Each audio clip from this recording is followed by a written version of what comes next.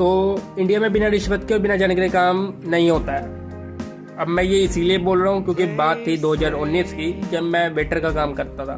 Waiter का काम मैं उस टाइम कर रहा था क्योंकि घर का खर्चा तो चलाना ही था भाई, ठीक है, और बड़ा मैं ही था घर में, तो काम तो करना पड़ता भाई, अब घर का खर्चा चलाना है तो। और तुम्हें पता है उस टाइम पे शायद से वो क्या बोलते हैं 2019 के टाइम पे तो कोरोना वगैरह आया था, है ना। तो उसके कुछ टाइम बाद मेरे को इंटरव्यू का कॉल आया कंपनी की तरफ से। कंपनी में इंटरव्यू देने गया और कंपनी वालों ने मना कर दिया कि हम जब जरूरत होगी तब रखेंगे, ठीक है। और फिर मैंने किसी जानकार के थ्रू बात वगैरह करवाई घर वालों ने, तो मेरे को रख लिया अगले दिन। तो मेरे को जब उन्होंने घर भेजा था ना ये बोल के जरूरत होगी हम तब बुलाएंगे, तब मैंने एक चीज़ गुस्से से की कि चाहे जो मर्जी हो जाए कंपनी मुझे लाख रुपए दे, पर तब भी मैं इस कंपनी में कभी भी नहीं लगूंगा। पर जब अगले दिन जानकारी के थ्रू मेरे को बुलाया गया तो मेरे को जाना पड़ा, और उस दिन मैंने ये चीज़ ठानी थी कि मैं इस कंपनी को कभी ना कभी खरीदूंगा।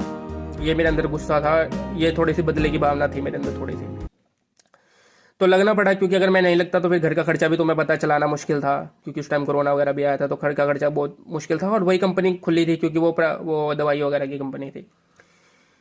तो मतलब बहुत ये चीज़ें होती हैं कई लोगों के साथ। आईएएस की तरह इंटरव्यू मैंने वहाँ पे जाके दिया, उसके बावजूद मुझे बोल दिया कि भाई जाओ फिर बुलाएंगे जब जरूरत होगी।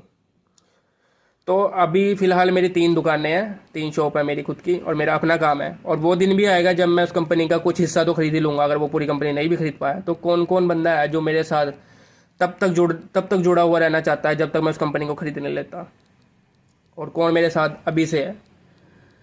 कमेंट करो, आगे की स्टोरी मैं तुम्हें फिर अगले पार्ट में बताता हूँ।